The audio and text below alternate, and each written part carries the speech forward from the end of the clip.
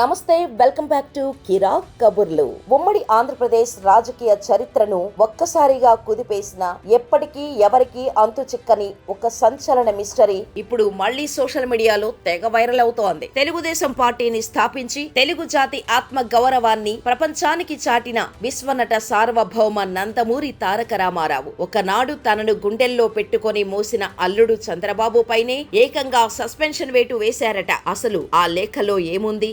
1995 ఆగస్టులో అసలు ఏం జరిగింది? ఎన్టీఆర్ జీవితాన్ని కోలుకోలేని దెబ్బతీసిన ఆ రాజకీయ కుట్ర వెనుక ఉన్న అసలు నిజాలు ఏంటో కిరాకు కబుర్లు ప్రత్యేక ఎపిసోడ్లో వివరంగా చూద్దాం రండి. అది 1995 సంవత్సరం ఆగస్టు నెల. ఉమ్మడి ఆంధ్రప్రదేశ్ ముఖ్యమంత్రిగా ఎన్టీఆర్ శ్రీకాకుళం జిల్లా పర్యటనలో ఉన్నారు. కానీ సరిగ్గా అదే సమయంలో హైదరాబాద్ లోని వైఎస్ హోటల్ వేదికగా అనూహ్య పరిణామాలు చోటు చేసుకున్నాయి. అప్పటి వరకు మామకు అత్యంత నమ్మిన బంటుగా పార్టీలో కీలకంగా ఉన్న చంద్రబాబు ఒక్కసారిగా తన రాజకీయ వ్యూహాలకు పదును పెట్టారు. పార్టీలో ప్రభుత్వంలో లక్ష్మీ పార్వతి జోక్యం పెరిగిపోయిందని, ఇది పార్టీకి ప్రమాదకరమని ఆరోపిస్తూ చంద్రబాబు క్యాంపు రాజకీయాలకు తెరలేపారు. ఒక్కో ఎమ్మెల్యేను తమ వైపునకు తిప్పుకుంటూ సచివాలయంలోనూ వైస్రాయ్ హోటల్లోనూ మంతనాలు జరిపారు. నాటి ప్రముఖ పత్రికలు, టీవీలను మేనేజ్ చేస్తూ చంద్రబాబు వైపు ఏకంగా 120 నుంచి 140 మంది ఎమ్మెల్యేలు ఉన్నారంటూ పెద్ద ఎత్తున ప్రచారం చేయించారు. దీంతో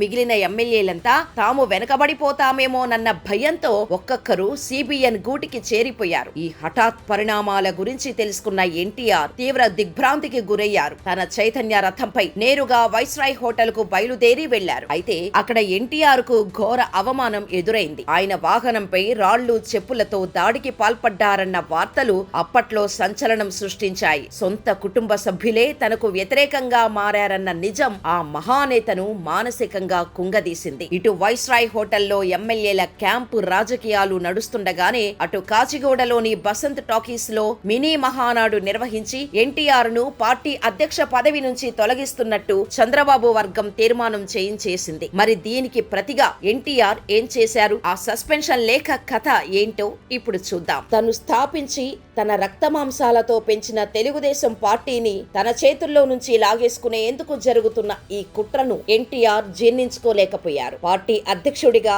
తనకు ఉన్న సర్వాధికారాలను ఉపయోగిస్తూ చంద్రబాబుతో పాటు మరో 4 కీలక నేతలు అశోక్ గజపతిరాజు, విద్యాధర్ రావు, దేవేందర్ గౌడ్, ఎలిమినేటి మాధవరెడ్డిలపై 1995 ఆగస్టు 25న సస్పెన్షన్ వేటు వేశారు. ఈ సస్పెన్షన్ లేఖను నేరుగా నాటి అసెంబ్లీ స్పీకర్ యనమల రామకృష్ణుడికి కూడా పంపించారు. కానీ అప్పటికే జరగాల్సిన నష్టం జరిగిపోయింది. రాజకీయంగా పావులు కదపటంలో వేగంగా వ్యవహరించిన చంద్రబాబు సెప్టెంబర్ 1న ఆంధ్రప్రదేశ్ ముఖ్యమంత్రిగా బాధ్యతలు స్వీకరించారు. పార్టీ పగ్గాలు, ప్రభుత్వ పీఠం రెండూ చేజారిపోవటంతో ఎన్టీఆర్ పడ్డ మనోవేదన అంతా ఇంతా కాదు. ఆ తర్వాత కొద్ది రోజులకే ఆయన గుండెపోటుతో మరణించటంతో ఈ చరిత్ర ఒక విషాదాంతంగా ముగిసింది. అయితే దశాబ్దాలు గడిచిపోయినప్పటికీ ఈ పాత సస్పెన్షన్ లేఖ మళ్లీ సోషల్ మీడియాలో వైరల్ కావటం ఆంధ్ర రాజకీయాల్లో హాట్ టాపిక్ గా మారింది. ఇది అసలు నాటి లేఖేనా కాదా అనే దానిపై స్పష్టత లేకపోయినా ఈ మలుపులు మాత్రం నాటి చీకటి రాజకీయాన్ని మరోసారి